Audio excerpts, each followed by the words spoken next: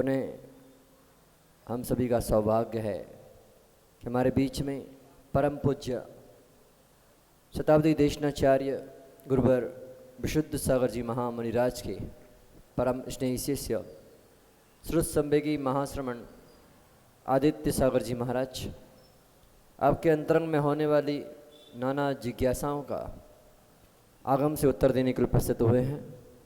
सर्वप्रथम उन लोगों को मौका दिया जा रहा है जो ऑनलाइन पर हैं, फिर आपको मौका दिया जाएगा। इंदौर सुखनगर देव से निर्वेक गोधा नमोस्तु निवेदित करते हुए प्रश्न पूछ रहे हैं, होली क्यों मनाते हैं और उसका दहन क्यों किया जाता है, इसके पीछे क्या तथ्य है, इसकी क्या कहानी है, कृपया समाधान कीजिए। देखिए, भारत एक बहुधार्मिक देश है जिसमें बहुत सारे धर्मों का समावेश है। हिंदू दर्शन में होलिका का महत्व है, वहाँ होली का दहन कर किया जाता है। जैन दर्शन में इस प्रकार की कोई भी मान्यता नहीं प्राप्त होती है। कहीं कभी भी किसी भी परिस्थिति में हम पंचेंद्रिय जीव के घात का संकल्प भी नहीं कर सकते, इसलिए जैन दर्शन में इसकी कोई मान्यता नहीं है, ऐसा समझिए।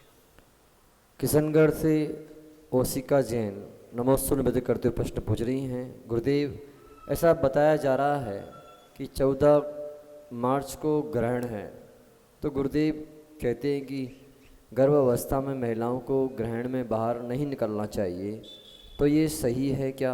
हमारे जैन धर्म के अनुसार हमें क्या करना चाहिए, क्या सावधानी रखनी चाहिए, कृपया समाधान कीजिए।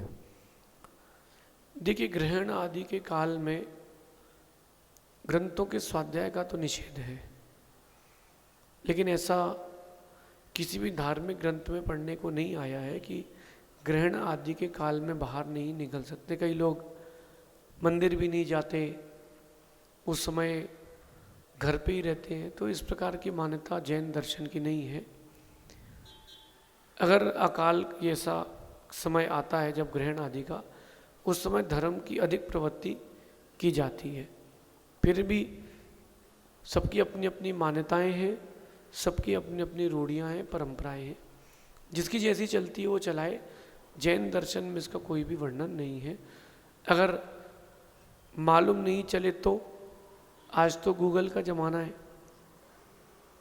और पहले क्या होता था, पहले तो मालूम ही नहीं चलता था कि ग्रहण आया गया। बड़े ग्रहण मालूम चलते थे, छोटे मोटे ग्रहण तो पता ही नहीं चलते थे। तो ये अपना मन का एक विकल्प है। ग्रहण का काल यद्यपि अशुभ काल होता है, उस समय धर्म की प्रवृत्ति अधिक करने का नियम है, बाकी ऐसा कोई नियम नहीं है। दिल्ली से काजल जैन नमोस्तु निवेदित करते हुए प्रश्न पूछ रही हैं, पिछले हफ्ते हमने सपने में देखा था कि मेरी बड़ी बहन की मृत्यु हो गई। कल हमने देखा कि भाई की भी मृत्यु हो गई। इसका मतलब क्या है, क्या फल है इसका, कृपया समाधान कीजिए। देखिए, एक बात हमेशा ध्यान रखना कि जो कुछ भी आपके सपने में आ रहा हो उसका फल शुभ ही हो कोई ज़रूरी नहीं, अशुभ ही हो ये भी कोई ज़रूरी नहीं। निमित्त शास्त्र कहता है कि अगर आपने किसी की मृत्यु देख ली है, आपके अपने परिजन की किसी ने मृत्यु देख ली है, तो ये बात निश्चित मानना कि वो शुभ है, अशुभ नहीं है। और अगर आपने अपनी स्वयं की मृत्यु देख ली है तो शांति विधान करना मतलब अशुभ है। तो अगर ऐसा कभी किसी को स्वप्न में आ जाता है या अर्थी भी देख लिए स्वप्न में किसी अपने परिजन की, तो अच्छी बात है, उनका अकाल मरण आदि होगा तो टल जाएगा। तो अशुभ नहीं है, इसमें कोई विकल्प नहीं करें। फिर भी मन में विकल्प हो तो शांति मंत्र की ओम ह्रीम मरम अस्य उषा नमा की माला फेर लें।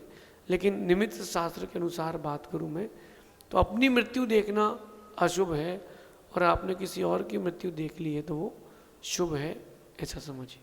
इष्टि जैन नमोस्तु निवेदित करते हुए प्रश्न पूछ रही हैं, मुझे शिखर जी की यात्रा पैदल करनी है, दिल से बहुत इच्छा है, लेकिन सब कह रहे हैं बाइक से करेंगे, बाइक से करो तो इतने तो महाराज जी ऐसी स्थिति में क्या करूं?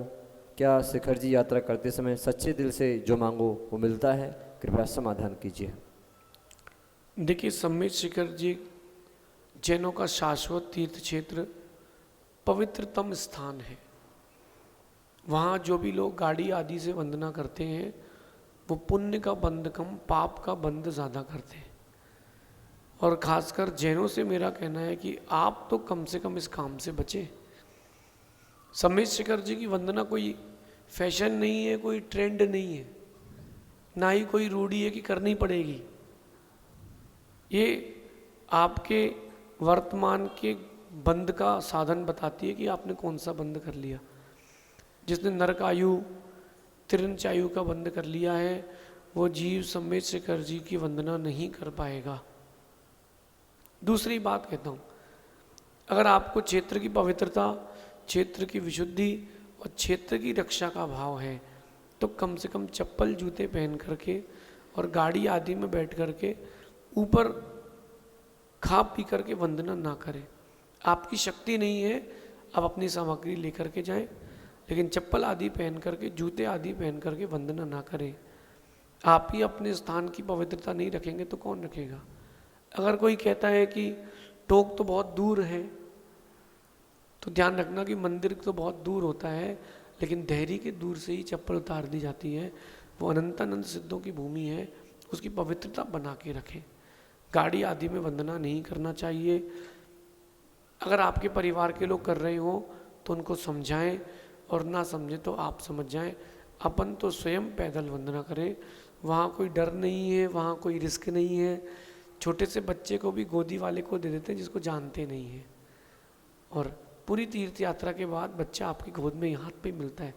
आज तक वहाँ कोई अप्रिय घटना नहीं घटी, ना घटेगी। तो अपन इस बात को समझें, पैदल वंदना करना ही सर्वश्रेष्ठ है, ऐसा समझिए। कोटा से किरण जैन नमोस्तु निवेदित करते हुए प्रश्न पूछ रही हैं, आपके आशीर्वाद से कृष्णानगर जैन मंदिर में सुभाषित देशना का स्वाध्याय चल रहा है। उसमें आया है कि मांगलिक कार्यों में निमंत्रण और विषाद में आमंत्रण देना चाहिए। शादी भी एक मांगलिक कार्य है, इसमें भी हम निमंत्रण देते हैं। कृपया समाधान कीजिए, ये कहाँ तक सत्य है? देखिए, जहाँ शब्दों में अंतर आता है वहाँ अर्थों में भी अंतर आता है। आमंत्रण, निमंत्रण, ये भिन्न भिन्न प्रकार के शब्द हैं। एक का प्रयोग सामान्यता आप लोग दोनों का प्रयोग करते हुए आमंत्रण है या निमंत्रण है, लेकिन एक का प्रयोग अशुभ में किया जाता है और एक का प्रयोग शुभ में किया जाता है। यद्यपि ये प्रसिद्ध नहीं है, लेकिन व्याकरण के धातु और शब्दों को लगा के देखते हैं तो इस बात की सिद्धि होती है। एक संविरूढ़ नय आता है, 7 नय होते ना, कौन कौन से? नैगम, संग्रह, व्यवहार। तो एक संविरूढ़ नय आता है, तो वो जो शब्द जिस अर्थ में रूढ़ हो जाता है उसको वैसे ही ले लेते हैं। अब वर्तमान के परिप्रेक्ष्य में संविरूढ़ नय की अपेक्षा से दोनों जो शब्द हैं वो उपयोग में ले लिए जाते हैं, शुभ के योग में तो ले सकते हैं, कोई बात नहीं। लेकिन एक का अशुभ में और एक का शुभ में प्रयोग, ऐसा व्याकरणों की दृष्टि, वैयाकरणों की दृष्टि है, ऐसा समझिए। सिंगौली से दिनेश कुमार राठौर नमोस्तु निवेदित करते हुए प्रश्न पूछ रहे हैं, हम बनावटी बातें और सही बातों में अंतर कैसे जानें? यह बात बनावटी है या यह बात सही है? कृपया समाधान कीजिए। देखिए, अपनी अपनी प्रज्ञा का काम है। सबकी अपनी अपनी प्रज्ञा है, सबकी अपनी अपनी बुद्धि है, सबकी अपनी अपनी मेधा है। अक्सर हम जो अच्छे से बातें करता है उसको अपना मान लेते हैं, लेकिन ऐसा है नहीं। कभी आप किसी दुकान गए हो, कपड़े लेने, कुछ लेने के लिए गए हो, तो कितने अच्छे से ट्रीट करता है, हाँ आइए आइए, हाँ क्या दिखा दे, हाँ ये देख लीजिए। और उसको बोलना कि तुम्हारे यहाँ से पिछली बार ले गए थे, खराब निकला है। फिर देखो कैसे कहता है कि आइए आइए, आपने कैसे रखा था बहन जी, भाई साहब आपने ढंग से उपयोग नहीं किया था। तो उसकी भाषा कितनी जल्दी बदल जाती है। भाषा क्यों बदल जाती है? भाषा कैसे बदल जाती है? आदमी की का असली चेहरा मुसीबत के समय मालूम चलता है आदमी का असली चेहरा क्या है। तो एक बार परीक्षा करें, फिर अपन मित्रता करें। पहले के ज़माने थे गांव के, हर घर के बाहर पौर होती थी। फिर पौर के बाद जब घर तरफ आते तो घर के ठीक बाहर एक चबूतरा बनता था। फिर उसके बाद एक खाली कमरा होता था, और अंदर जाते जाते 2-3 कमरे बाद किचन आता था, बेडरूम आता था, तुरंत फर्स्ट में नहीं आता था। तो जो लोग जितने कम खास होते थे उनको उतना बाहर रखते थे। कई लोगों से बाहर खड़े होकर पौर में ही बात करके चले जाते थे। कई लोग वहीं पट्टी पर बैठाते थे। जो अपने थोड़ा और अजीज होते थे उनको अंदर लाते थे, बाकी तो बाहर के बाहर ही। जो परिवार के तो उनको और अंदर लेके आते हैं। तो ऐसे ही है, जिसे संबंध करना हो एक बार परीक्षा करें, और अगर वो उत्तीर्ण ना हो, पास ना हो, तो बाहर के बाहर ही विदाई करें। अंदर उन्हीं लोगों को आने दें जो आपके अंदर स्थान रखने के योग्य हों, जो गंदगी ना फैलाएं। तो थोड़ा परीक्षा करें, और अपने जीवन में समस्या नहीं भी हो तो समस्या बता दें कि समस्या है, फिर देखो वो मदद करता है कि नहीं। तो इस प्रकार से कर सकते हैं। बाकी आदमी की पहचान बसने से या डसने से हो जाती है, ऐसा समझिए। देवलगांव महाराष्ट्र से संध्या प्रदीप जैन नमोस्तु निवेदन करते हुए प्रश्न पूछ रही हैं। रंगों की होली तो हर साल मनाते हैं, लेकिन राग द्वेष का रंग हमेशा के लिए निकल जाए और भेद ज्ञान का रंग चढ़ जाए, इसके लिए क्या करें? कृपया समाधान कीजिए। देखिए, निमित्तों का आपके जीवन में प्रभाव पड़ता है। आप घर पे रहेंगे तो आप कभी राग द्वेष से परे नहीं हो सकते। घर पर रहेंगे तो राग द्वेष से परे नहीं हो सकते। राग द्वेष से परे वही रह पाता है जिसके पास प्रत्यय नहीं है। यहाँ बैठे सभी लोगों से मैं पूछता हूँ कि अगर कोई बोल दे कि एक वाइट कलर की एक्टिवा है और वो पार्किंग में किसी गाय ने गिरा दी है, तो जिन जिन के पास वाइट कलर की एक्टिवा है वो सब जाएंगे। और अगर बोल दे नहीं नंबर 9253 है, तो कौन जाएगा? जिसकी है। तो जो निमित्त होता है कितना प्रभावी होता है। तो आप लोग निमित्त से बहुत जल्दी प्रभावित हो जाते हैं, इसलिए। और जो आपका घर है, गृहस्थी है, आचार्य भगवान कहते हैं पंच सूना, जिनके पास पंच सूना का निमित्त है वो कभी शांति को प्राप्त नहीं होंगे। राग द्वेष चलेगा। पंच सूना यानी जहाँ चक्की रखी हो, जहाँ पानी रखा हो, झाड़ू, ये 5 स्थान ऐसे हैं जो पाप के गृहस्थी में आरंभ के साधन है। तो घर पे रह के आप राग द्वेष से दूर नहीं रह सकते, क्योंकि आपके पास परिवार है, मित्र है, व्यापार है, संबंध है। तो उनसे जब तक अनासक्ति नहीं होगी तब तक ये आपको शांति का अनुभव नहीं हो सकता। कहते हैं दो ही बात नहीं होत सयाने, विषय भोग अरु मोक्ष भी जाने।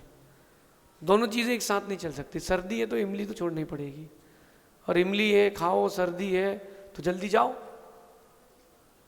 तो आपको निमित्तों से बचना पड़ेगा, निमित्तों को छोड़ना पड़ेगा। हाँ, घर पे रह के जितनी अनासक्ति बढ़ा सकते हैं, जितनी आसक्ति घटा सकते हैं, उतना करें, ताकि राग द्वेष की अवस्थाएं कुछ तो न्यून हो, ऐसा समझिए। अशोकनगर से सूर्यकांता जैन नमोस्तु निवेदन करते हुए प्रश्न पूछ रही हैं। जिनवाणी में लिखी हुई स्तुति तो पढ़ते ही हैं, पर हम अपनी खुद की लिखी हुई स्तुति पाठ मंदिर जी में पढ़ सकते हैं क्या? कृपया समाधान कीजिए। देखिए, बड़ी अच्छी बात है। दूसरे की लिखी पंक्तियों को पढ़ने में आनंद आता है, अगर वो अपन से अपने दिल से टच है तो। और अगर आपने ही कोई रचना की है तो वो एक अलग आनंद देती है। तो मेरा तो ये व्यक्तिगत मानना है कि जब भी भगवान की स्तुति करें, अपनी स्वयं की रचना से करें तो बहुत अच्छा है। नहीं मिले तो जो रचना पसंद है उससे कर लें। अगर अपनी रचना करके भी आप जिनवाणी स्तुति अथवा पूजन आदि भी करते हैं तो भी कोई बाधा नहीं है, क्योंकि अपनी स्वयं की रचना का एक अलग आनंद आता है। कर सकते हैं, इसमें कोई बाधा नहीं है। शेष जिज्ञासाओं का समाधान आगे आने वाले समाधानों में होगा, और हमारे समक्ष जो जिज्ञासुजन हैं वो आएंगे, क्रम से अपनी जिज्ञासा रखेंगे। जिनका नाम बोला जाए पहले से यहाँ पर आगे आ जाए, सर्वप्रथम जिज्ञासा के लिए आ रहे हैं कोटा नगर रिद्धि सिद्धि से एकांश जैन। इसके बाद तैयार रहेंगी Sarika Gandhi high link city से। त्रय मुनियों के चरणों में मेरा बारंबार नमोस्तु नमोस्तु नमोस्तु। महाराज जी, छुट्टियों के टाइम में जब एग्ज़ाम के बाद छुट्टियां लगती है तो उसमें बहुत सारा खाली टाइम होता है हमारे पास 10-15 दिन तक का, तो इसमें कुछ करने को नहीं होता। तो ऐसी क्या दिनचर्या हम बनाएं जिससे ये टाइम भी हमारा प्रोडक्टिव हो जाए? बेटा कितने दिन की छुट्टी मिलती है? 10 से 15 दिन तक की होती है बस। हाँ, फिर गर्मी की छुट्टियाँ। टोटल छुट्टी कितनी मिलती है स्कूल की अब आज के दौर में? आज के दौर में जैसे कि एग्ज़ाम के बाद 10-15 दिन की छुट्टियाँ, फिर उसके बाद फिर अप्रैल के बाद मई जून की छुट्टियाँ होती है।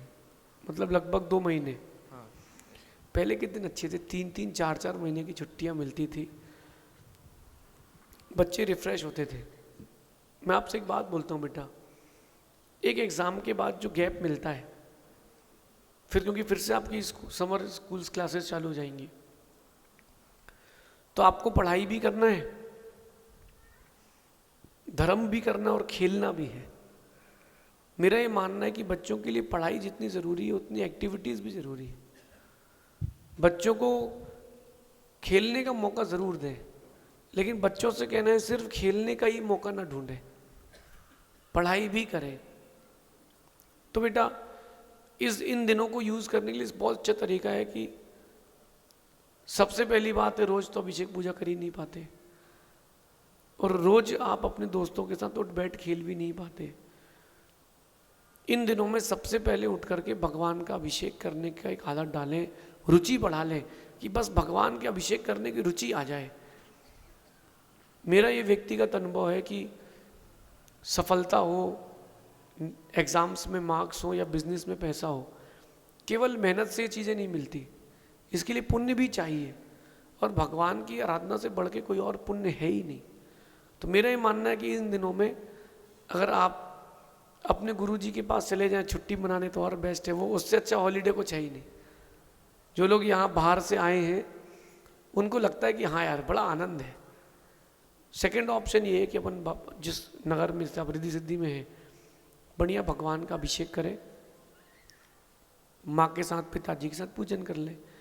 इनके अलावा मैं एक चीज़ और बोलता हूँ कि अगर आपकी कोई हॉबी है तो उसमें आप स्पेशलाइजेशन भी ले सकते हैं। जैसे माना किसी को चेस पसंद है तो चेस का स्पेशल कोई ट्यूशन या कुछ स्पेशल कोर्स करके आप अपने आप को बिल्डअप कर सकते हैं। ऐसी चीज़ जो आपकी हॉबी से रिलेटेड हो उसको भी कर सकते हैं, ऐसा समझिए। नमोस्तु महाराज। अगली जिज्ञासा के लिए तैयार रहेंगे संजय जैन पापड़ीवाल नरीमन सिटी से।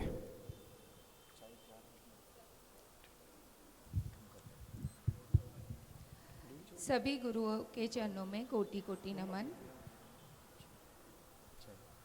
महाराज जी, मेरी जिज्ञासा ये है कि मैं लास्ट समर से मैंने महाराज साहब से नियम लिया था भक्तांबर विधान करने का। तो जॉब वॉक करती थी तो वो रेगुलर नहीं हो पा रहा था। फिर दिवाली पर मैंने दिवाली के पहले जॉब छोड़ा और उसके बाद मैंने स्टार्ट कर दिया। पर मैंने ऐसा नियम नहीं लिया है कि मैं इतने दिन करूँगी या ऐसा कुछ। जैसे अशुद्धि के दिन रहते तो वो छूट जाते हैं, या फिर जैसे महाराज साहब के पास जाना रहता है, यात्रा पे जाना रहता है तो वो छूट जाता है। पर जब भी मंदिर जाती हूँ 4 महीने से मैं विधान कर ही रही हूँ, बिना विधान के नहीं करती हूँ। पर नियम ऐसा पर्टिकुलर नहीं लिया है। तो देखिए, भगवान का पूजन विधान करना है, इसका कोई नियम होता ही नहीं, ये तो किया जाता है। मैं महीने में 15 दिन विधान करूंगा, मैं 10 दिन अभिषेक करूंगा, ऐसा मुझे लगता है कि ऐसा नियम नहीं लेना चाहिए। ऐसा ये लेना चाहिए कि मैं भगवान का पूजन अभिषेक करूंगा। फिर भी क्या होता है, नियम लेने से एक बाउंडेड हो जाते हैं, तो फिर व्यक्ति सोचता है कि यार करना है। लेकिन अगर आपने ऐसा कोई नियम नहीं लिया है तो भी कोई बाधा नहीं है। मेरा मानना है कि कंटिन्यूटी अगर रख लेते हैं चीज़ों की तो उसके प्रति फिर एक आकर्षण बना रहता है। विधान आदि की मैं बात करूं तो विधान से श्रेष्ठ तो कोई क्रिया है ही नहीं। श्रावक के लिए जो दान और पूजा है, ये 2 बड़े मुख्य साधन हैं, और इन 2 मुख्य साधनों के दम पर ही श्रावक अपने अशुभ को शुभ में बदल पाता है। तो अगर आपने कोई ऐसा नियम नहीं लिया, कोई बाधा नहीं है। अगर उसको आप चाहें तो 108 विधान का नियम ले लें, ये टाइम बाउंडेशन ना करें। ये कर लें कि अब मैंने जितने कर लिए तो ठीक है, अब मैं 108 कर चुकी हूँ, मैं 108 और करूँगी, मैं 1100 का नियम ले लेती हूँ। तो इसमें क्या होता है, एक इंटरेस्ट रहता है कि अब मैंने इतना टारगेट अचीव कर लिया, तो अंदर से खुशी मिलती है। तो ऐसा सेटअप भी कर सकते हैं। लेकिन पुण्य बंद की बात की जाए तो जो लक्ष्य बना करके किया जाता है, नियम पूर्वक किया जाता है, उसमें पुण्य का बंध अधिक होता है, क्योंकि वहाँ पर व्यक्ति एक सीमा में, दायरे में बंध जाता है। तो अगर आपने ये किया है तो बहुत अच्छी बात है। नियम पूर्वक अगर करते हैं या प्रतिज्ञा पूर्वक करते हैं तो और भी अच्छी बात है, ऐसा समझिए। अगली जिज्ञासा के लिए तैयार रहेंगे मनोज कुमार जैन। त्रय मुनि राजों के चरणों में नमोस्तु। क्षुल्लक जी को इच्छा में। महाराज जी, आपसे आपके नाम से संबंधित मेरा प्रश्न है। आप सूर्य समान चमकने वाले, एनर्जी देने वाले, और अपरमित सागर जी जो है, इनका भक्तामृत विधान में इनकी राग का कोई नाप नहीं है। जो राग इन्होंने अभी हमारे नरीमन सिटी में राग जो दी है, जितनी भक्ति से भक्तामर करवाया है, उसका कोई जोड़ नहीं। सहज सागर जी महाराज इतने सरल सीधे हैं, अपने में लीन रहते हैं। और आराध्य सागर जी जिन्होंने तप आराधना में इतने उत्कृष्ट है कि उन्होंने अपना आराध्य बन गए हमें भी। तो ये सब गुण महाराज जी आपने अपने बाद में विकसित किए या आपको ऐसे गुरुवर ने आपके नाम दिए? तो नहीं, बीच में टॉप अप डलवाया था। देखिए, जो प्रारंभ अवस्था रहती है, जब कोई दीक्षा लेता है, कोई भी साधक हो, पहले दिन से वो इतनी ज़्यादा तपस्या, इतना अच्छा क्रियाविधि नहीं कर पाता, क्योंकि उसने तुरंत अभी दीक्षा ही ली है। मैंने प्रवचन करना जो सीखा है वो 2018 में सीखा है। जब मेरा उपसंग बना तब मैंने प्रवचन करना सीखा कि अब तो सीखना ही पड़ेगा। और यहाँ तक कि ये स्थिति भी रही कि प्रवचन, हम और सहज सागर जी बैठे हैं और प्रवचन सुनने वाला एक है, तो भी हमने प्रवचन सुना है। और सबसे पहले जो प्रवचन हुए थे हमारे उपसंग बनने के बाद, तो हम लोग 4 महाराज थे। 2 महाराज जी तमिलनाडु जा रहे थे और हम लोग दोनों कर्नाटक जा रहे थे, तो बेंगलोर तक हम लोग साथ में थे। तो हम लोग 4 वक्ता थे और श्रोता 3 थे। मंदिर के बाहर ही वो पट्टी पर बैठ करके हम लोगों ने प्रवचन दिए थे, याद होगा आपको। तो हम लोगों ने वैसे ही प्रवचन दिए थे। लेकिन मैंने सोचा कि जब तक करेंगे नहीं तब तक सीखेंगे नहीं। तो मेरा एक बात कहना है कि जो ये विधान आप लोग करते हो, ये तो मैंने यूं ही अपनी स्वरुचि के लिए व्यक्तिगत रूप से लिखा था। लेकिन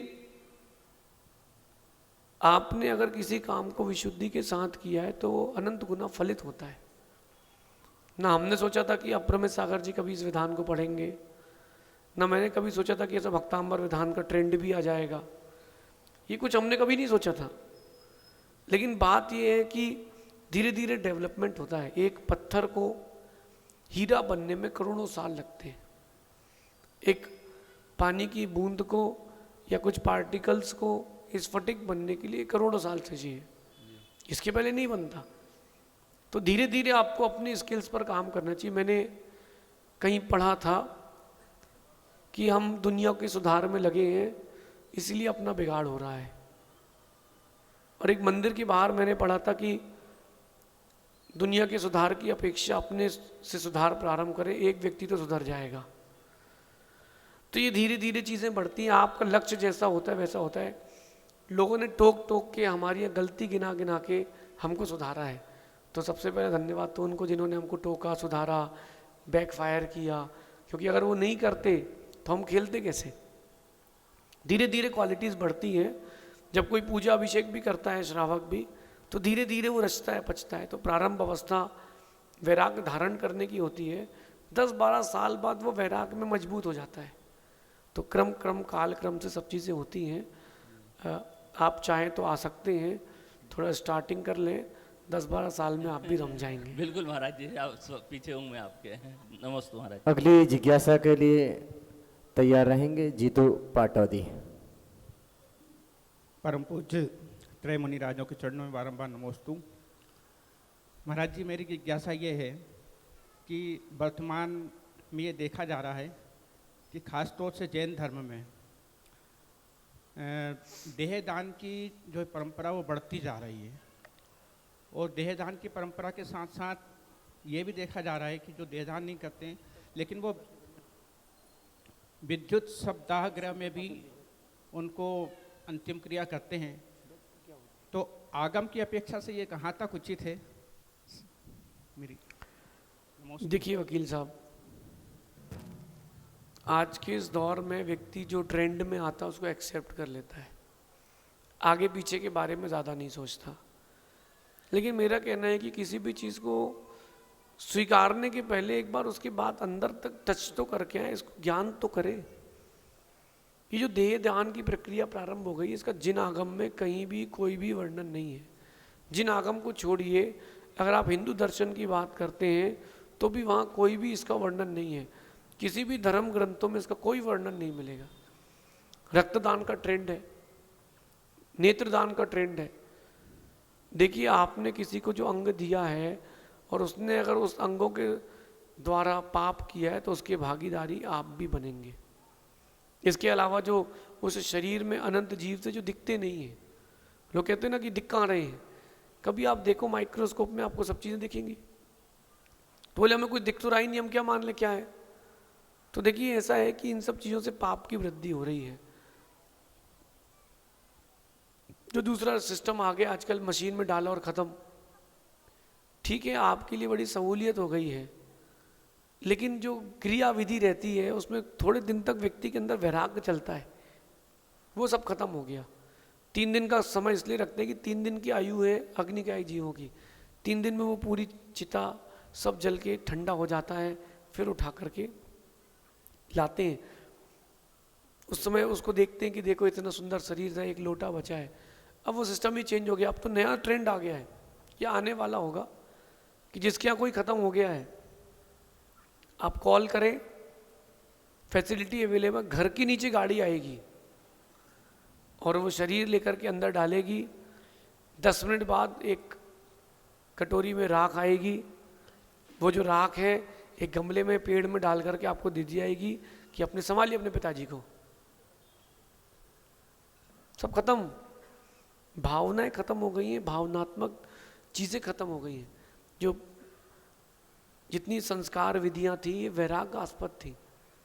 अब क्या होता है, देहदान दे दिया, अब उन्होंने बोला आप ले जाओ बॉडी को, ख़त्म काम, अब आपको जैसा लगे कर लो। इसकी बहुत नेगेटिव इफेक्ट है। जो शादी की परिकल्पना की जाती है और जो ये मृत्यु के बाद के संस्कार की परिकल्पना है, ये वैराग्य बढ़ाने के लिए रहती है। वहाँ जब जाते हैं शमशान घाट में तो कपड़े उतार लिए जाते हैं, ऐसा मैंने सुना है। होता है ऐसा? क्यों उतार लेते हैं कपड़े? कपड़े सही जलाने में क्या दिक्कत है? कुछ तो बचने ही नहीं है वैसे भी। फिर भी इसीलिए कि देख तुम बिना कपड़े के आए थे और बिना कपड़े के जाओगे, ना कपड़े के आए थे ना कपड़े के जाओगे, तो लपड़े क्यों किए बीच में? फिर कपाल क्रिया होती, सर पर एक डंडा मारा जाता है। क्यों मारा जाता है? कि देखो जिसको तुम छोड़ के जा रहे हो वो तक शरीर में डंडा लगा रहा है। ऐसी बहुत सारी क्रिया होती है कि मुखाग्नि बेटा ही देता है, कि तुम जिसके लिए दे के जा रहे हो उसने अग्नि दी है, और जिनको कुछ भी नहीं दिया वो कंधे दे रहे हैं। ये सारी चीज़ें वैराग के लिए थी, अब ये वैराग खत्म कर दिया गया है। तो आधुनिकता की ओर ना जाएं, अपन पाप से बचें। आपको लग रहा है किसी एक की ज़िंदगी बच रही है, लेकिन ये आपका भ्रम है। अनंत जीवों की हिंसा उसमें हो रही है, ऐसा समझिए। अगली जिज्ञासा के लिए तैयार रहेंगी नूरी जैन।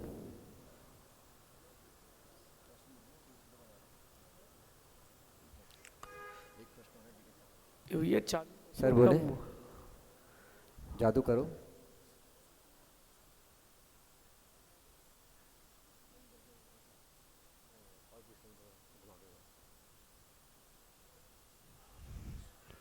भैया माइक ठीक करिए,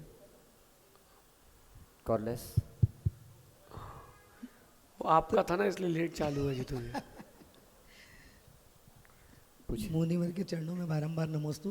गुरुदेव, मेरा आध्यात्मिक और भौतिक जीवन में तालमेल कैसे बिठाएं? विशेष रूप से जब बाजार में और व्यवहार में अपन घूमते हैं तो बहुत सारे मामलों में मन विचलित और अशांत रहता है। इसके कारण विचार भी बहुत भटकते रहते हैं। बहुत सारे काम ऐसे होते हैं व्यवहारिक जीवन में जो अपन जानते हैं कि इसमें कहीं ना कहीं अपन गलत कर रहे हैं, लेकिन फिर भी व्यवहारिक जीवन में वो करना ही पड़ता है। तो जब ऐसे में मन भटकता है तो मन को कैसे स्थिर रखें? देखिए ऐसा है जीतू भैया, ये जो व्यवहारिक और आध्यात्मिक पक्ष है इसको बैलेंस बनाने के लिए अभी मैंने एक पुस्तक लिखी है, आध्यात्मिक प्रबंधन। एक बार आप उसको जरूर अवलोकन करना। उसका रहना सबके साथ है लेकिन मानना किसी को नहीं अपना, पहला स्टेप है। आप रहें, परिवार के साथ रहें, बच्चों के साथ रहें, व्यापार भी करें, लेकिन ये मान के चलें कि इसमें मेरा कोई लेना देना नहीं है, ये मेरा कुछ भी नहीं है, मैं ही मेरा हूँ। इसके साथ साथ एक विशेष बात और है, हम राग में तो रहते हैं, तीव्र राग में रहते हैं। बहुत सारी माताएं ऐसी हैं जो रात को भोजन नहीं करती। कितनी माताएं यहाँ जो रात को भोजन नहीं करती? अच्छा, वो आप लोगों में से कितनी है जो करती नहीं, करा देती हैं? पूछ रहा हूँ। कोई रिलेटिव आ गया, फैमिली के लोग आ गए, बच्चा आ गया, उसके मित्र आ गए, मम्मी आलू के परांठे बना दो, उसने कहा ठीक है। ऐसा होता है? तो ये आपका राग करा रहा है, और उस राग से अगर आप नहीं बचोगे तो आप ज़्यादा जल्दी डूब जाओगे। जिम्मेदारियों का निर्वहन करना अच्छी बात है, लेकिन दूसरे की जिम्मेदारी जबरदस्ती ना ले। जैसे मंदिर आए तो सबसे पहले यही देखते हैं, अच्छा किसकी लड़की, अच्छा ये लड़की, अच्छा बेटा पापा का नाम क्या है? वो लड़की समझ जाती है कि आंटी हमको टीका लगवाने वाली है। अच्छा बेटा कहाँ रहती हो, बेटा क्या पढ़ रहे हो बेटा? मेरे को भी एक अंकल ने पूछा बेटा क्या कर रहे हो? मैंने अंकल दुकान में आना, मैं भी जा रहा हूँ, बाद में बात करूँगा। बोले नहीं किसके बेटे हो, किसके बेटे हो? मैंने कहा हैं किसी ना किसी के तो है ही। नहीं किसकी हो? मैंने कहा क्या काम है, कौन सी कुंडली, पहले कुंडली दिखाओ। मंदिर में थे वो, तो मेरे से पूछे थे किसके बेटे हो, क्या करते हो, कहाँ रहते हो? तो हमने बोला फलाने के बेटे हैं। अच्छा ठीक ठीक, हाँ पापा से बात कर लेंगे। मैं समझ गया अंकल चाहते हैं कि मैं दुखी तो तू क्यों सुखी। ऐसे व्यर्थ के प्रपंचों से हम क्यों पाप को बांधें? अपने बच्चों की शादी कराएं, बाकी विरक्त। तो लिमिटेड होना पड़ेगा, तब जाकर के आप आध्यात्मिक जीवन का बैलेंस बना पाओगे। जिन क्रियाओं से, जिन कार्यों से आपको लगता है कि यार ये प्रॉब्लम हो रही है, छोड़ो। जैसे बिजनेस करते हैं, आपका बिजनेस तो दूसरा ही है, लेकिन जो बिजनेसमैन है, अब उसने माना कि उसकी साड़ी की दुकान है, उसने कहा नहीं बहन जी हमको 500 की तो पड़ी है। झूठ क्यों बोल रहे हो? ये बोलो कि 600 से कम में नहीं बेचूंगा।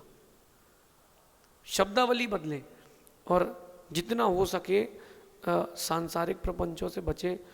गुरुओं के पास जितना रहेंगे उतनी आपकी आध्यात्मिकता वर्धमान होगी, ऐसा समझिए। अगली जिज्ञासा के लिए तैयार रहेंगे तिलक नगर से DK जैन। मुनि संघ के चरणों में बारंबार नमोस्तु। गुरुदेव, मेरा प्रश्न है कि किस पुण्य के उदय से स्वयं के द्रव्य से स्वयं के ग्रह में गुरुओं को आहार दान देने का सौभाग्य मिलता है? देखिए सबसे पहली बात यह है कि पंचम काल में आहार दान देने का भाव हो रहा है, यानी इससे श्रेष्ठ कोई भाव ही नहीं है। फिर आपको उसके बाद अपना स्वयं का चौका लगा के अपना द्रव्य देने के, दान देने का मौका मिल रहा है, तो ये भी बड़ा सौभाग्य है, क्योंकि बाकी लोग तो कब्जा करके दे जाते हैं। तो सौभाग्य है। और जिसने अपने मन को सही दिशा देकर के धन का अर्जन किया है, उसी का द्रव्य दान में जाता है, और उसका भी श्रेष्ठता कहाँ जाती? जब वो आहार दान में जाता है। आप सोचिए कि अभी भारत में 140 करोड़ की जनसंख्या है मोटा मोटी। जैन मुनियों के नाम पर 600 मुनि है, 600 बस। आचार्य, उपाध्याय, साधु, ये 600, 500, 600, 700 की इस एवरेज में ही है। तो 140 करोड़ लोगों में अब कोई महाराज का उपास है, किसी की विधि नहीं मिली, तो आप सोचिए कि 140 करोड़ लोगों में 500 लोगों को मौका मिला है। रेशियो नहीं बैठेगा इसमें कोई। तो ये अपने पूर्व के पुण्य का उदय है। और आपने जो धन का संग्रह किया था वो ईमानदारी से किया था, और वही धन आपका दान में लगता है। बाकी अगर आपने ईमानदारी से धन का संग्रह नहीं किया तो दान में नहीं जाता। और ये आप पुण्य मानो। मैं आप लोगों से एक बात कहता हूँ कि आप लोग ये पुण्य मानिए कि पंचम काल में गुरुजी गुरुजन मिल रहे हैं, जो आपको उनकी चर्या कराने का मौका मिल रहा है। वरना वो धान्य तो आप स्वयं खा के मल बना लोगे, और गुरुजी की अंजलि में चला गया तो उनके लिए मोक्ष का पाथेय बन जाता है, ऐसा समझिए। फिर भी जो लोग, एक बात और कहता हूँ कि अपने नगर में आए गुरुजी और आपने चौका लगाया, बहुत अच्छी बात है, लेकिन जो लोग बिहार आदि में चौका लगा के आहार देते हैं वो अधिक प्रशंसनीय है। अब इतनी गर्मी में गुरुजी का बिहार चल रहा है, शायद नासिक के आसपास है, इतनी गर्मी में भी अपना घर छोड़ करके वो मालपुरा वाले, उनके बेटे दुबई से, बेंगलोर से, दिल्ली से गुरुजी की सेवा में लगे, जालना पहुंचने वाले हैं। अब आप देखो, अपने घर पर आहार कराना बहुत सरल प्रक्रिया है, लेकिन बाहर जंगल में कहाँ से दूध लाएंगे, कहाँ से पाटे लाएंगे, कहाँ खड़ा करेंगे, कोई जगह नहीं मिल रही, इतना बड़ा संघ है। वो लोग प्रशंसनीय हैं, और मैं तो ये कहूँगा कि देव और सुरों से भी वंदनीय है, जो गुरुओं की चर्या कराने में हर समय सक्षम और हर समय समर्पित रहते हैं। आप लोग भी लक्ष्य बनाओ कि हम साल में 10 दिन चौका लेके सम्मित शिखर जी जाएंगे, जो महाराज जी माता जी उनको कराएंगे, जो बिहार में गुरु जी चल रहे हैं अपने उनके साथ रहेंगे चौका लेकर के। तब आपको एक उस बात का फील आएगा कि हाँ कुछ एक्स्ट्रा एफर्ट किया है, ऐसा समझिए। तीनों मुनि राजों के चरणों में कोटि सहाय नमोस्तु नमोस्तु नमोस्तु, और छुल्लक जी के चरणों में इच्छामी इच्छामी इच्छामी। महाराज जी, मेरी एक शंका है, जैसे हम लोग नित्य प्रति पूजन करते हैं, लगभग नित्य प्रति पूजन में महाराज जी देवशास गुरु की या कोई से भी पूजन करते हैं, तो उसमें जैसे अष्ट द्रव्यों को समर्पण करते हैं, जल चंदन अक्षत जो भी है, तो सबसे पहले जो हम महाराज जी जल अर्पण करते हैं, तो उसमें जो जन्म जरा मृत्यु विनाशनाय जलम निर्पामिति स्वाहा होता है पहली द्रव्य में। तो महाराज जी, मैं ये रोज़ सोचता हूँ कि जब मैंने पहले ही द्रव्य में भगवान से जन्म और मृत्यु का नाश मांग लिया, और यदि भगवान ने तथास्तु बोल दी, तो उसके बाद मैं फिर तो पूजा पूरी नहीं हो पाएगी। नहीं तो मैं चढ़ाने का फिर बात का मतलब क्या निकलेगा महाराज जी? देखिए, थोड़ा सा पहली बात तो भगवान तथास्तु बोलेंगे नहीं, भगवान का मोक्ष हो गया। और अगर कोई मानता है कि भगवान तथास्तु बोल दिया तो बाकी द्रव्य पड़ोसी चढ़ाएगा। तो ऐसा है, जो 8 द्रव्य चढ़ाते हैं, यही द्रव्य क्यों चढ़ाते हैं?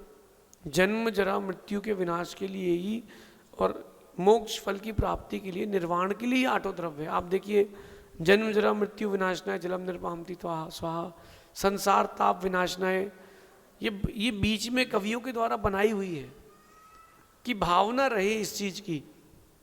लेकिन 8 द्रव्य इसीलिए चढ़ाते हैं ताकि हम 8 कर्मों से छूट करके, 8 गुणों से युक्त होकर के 8वीं पृथ्वी में सिद्धों के साथ जल्दी विराजमान हो। ये 8 द्रव्य का उद्देश्य है। लेकिन एक बार में ही काम हो जाएगा ऐसा नहीं है। अनादि के संस्कार ऐसे हैं कि जल्दी से वो छूटते नहीं हैं। इसीलिए श्रावक 8 द्रव्य से पूजा करता है। पहले द्रव्य का चढ़ाने का भी वही प्रयोजन है जो अंतिम द्रव्य का है। अगर आपकी बात मान ले तो बड़े शॉर्टकट में पूजा हो जाएगी। कुएं से पानी खींचो, जन्म जरा मृत्यु न जलम निर्पामति, खत्म खेल, चलो दुकान चले। नहीं पर महाराज जी, इस द्रव्य को अंत में रखना था ना, कि नहीं, जन्म मृत्यु आखिरी में अपन जो निर्मलता से आपको कर्म रहितता की ओर ले जाता है वो जल से है, प्रारंभ है। अर्थ तो चढ़ाने का एक ही है, लेकिन पहले परिणामों को निर्मल करते हैं जल की तरह, फिर अपने आप को सुगंधित करते हैं अक्षत और पुष्पों की तरह, फिर दीप की तरह प्रज्वलित करते हैं, धूप की तरह सुगंधित करते हैं, और अंत में मोक्ष फल की तरह पूज्य हो जाते हैं। ये क्रम है और इसी क्रम से करना चाहिए। रही बात आगे और पीछे की, तो ये शाश्वत नियम है, इसको ऐसे ही करना चाहिए। और जो लोग प्रतिदिन अपने द्रव्य से पूजा करते हैं, कंजूसी से नहीं, भरपूर पद्म पुराण जी में जो द्रव्य लिखी हुई है उनका जो वर्णन लिखा है कि जो इस द्रव्य से अभिषेक करता है उसको स्वर्ग में स्फटिक के फर्श वाला विमान मिलता है, नीलमणि की दीवालों वाला छज्जों वाला विमान मिलता है। ये कोई प्रलोभन नहीं है, ये उसका प्रतिफल बताया गया है। तो ये मेरा आप सबसे कहना है इस बात को कि जितना हो सके उतना सुंदर द्रव्य चढ़ाएं। आप जब कहीं जाते हो मिठाई लेने के लिए, अरे इलायची भी खाते हो तो पाउच वाली क्यों खाते हो? एक इलायची जो आप लोगों को हरी इलायची मिलती है उतनी दाने एक पाउच में रहते हैं, उससे कम ही रहते होंगे, लेकिन वो फ्रेग्रेंस है उसमें थोड़ा सा एक सिल्वर कोटिंग है तो अट्रैक्टिव लगती है।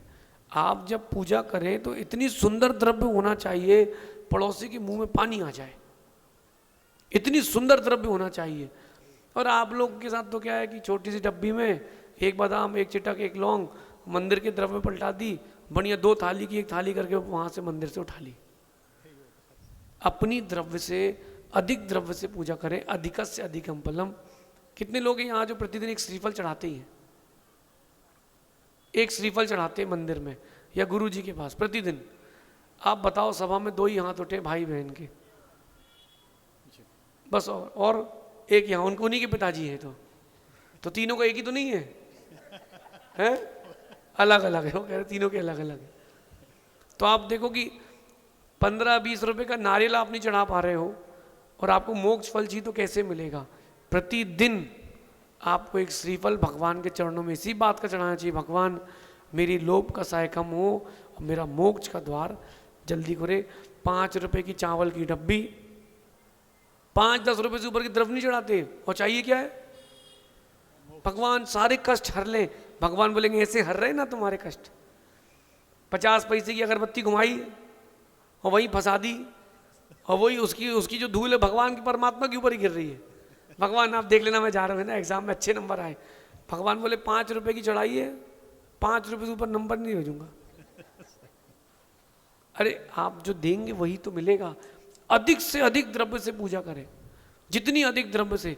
मेरा तो मानना है कि जितने का आप भोजन करते हैं एक दिन में, उससे दुगना तो कम से कम भगवान के द्वारे चढ़ा के जाना चाहिए, ऐसा समझिए। पूज्य श्री के चरणों में इस लघु मुनि का नमोस्तु। एक प्रश्न हमारा भी है। जैन दर्शन के अनुसार सूतक पातक की क्या व्यवस्था है? इसे मानना चाहिए या नहीं? अक्सर देखा जाता है, लोग कहते हैं कि यदि कोई उनके यहाँ समाप्त हो गया, शांत हो गया, तो कहते हैं हमने आज तक उनको देखा ही नहीं है, हम सूतक क्यों माने। कई बार घरों में होता है, लड़कियां पराई होती हैं, उनको सूतक नहीं लगती, तो सारी व्यवस्थाएं उनके हाथ में दे दी जाती हैं। तो क्या यह सत्य है या नहीं? कृपया समाधान कीजिए। देखिए, बड़ा मार्मिक प्रश्न है और प्रासंगिक भी है। मैं जैन आगम की बात भी करूंगा और आपको तर्क से भी समझाऊंगा।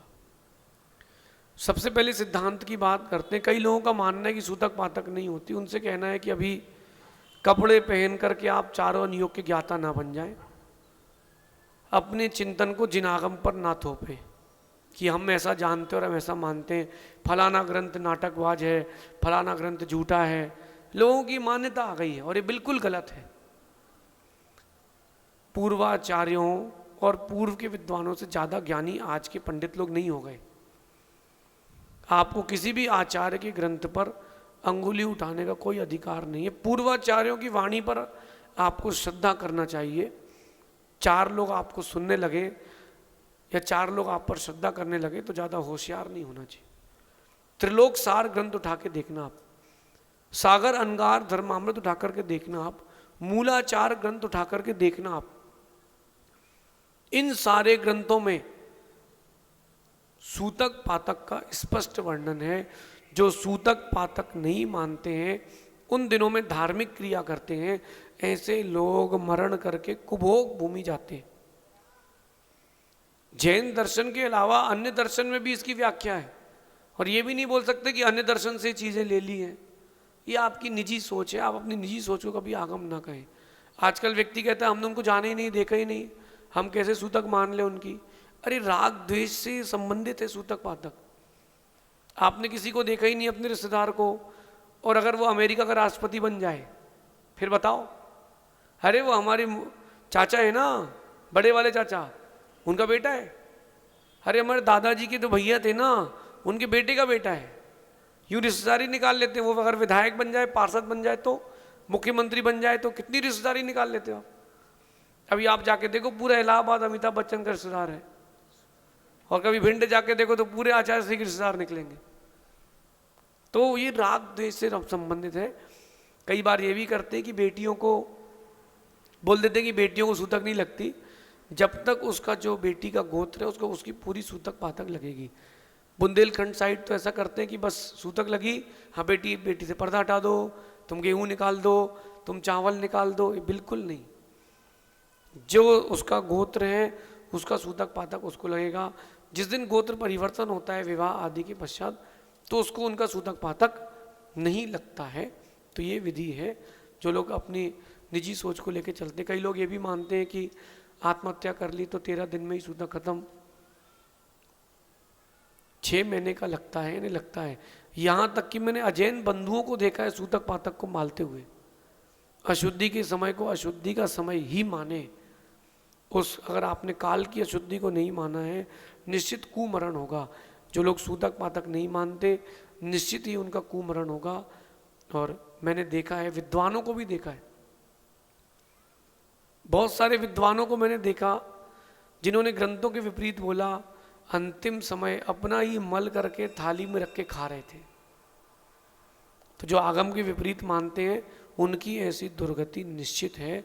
आप सब नहीं जानते हो कोई बात नहीं, लेकिन आगम को जानकर काम करें। और जितने वक्ता हैं उनसे कहना है कि नए नए बेचारे जो श्रोता हैं उनको भटकाने का काम न करें कि तुम तो डूबोगे और कईयों को ले डूबोगे, ऐसा काम न करें। महावीर स्वामी ने 363 मतों की प्रणुपना करी और स्वयं मोक्ष चले गए, बेचारे बाकी भटक रहे हैं।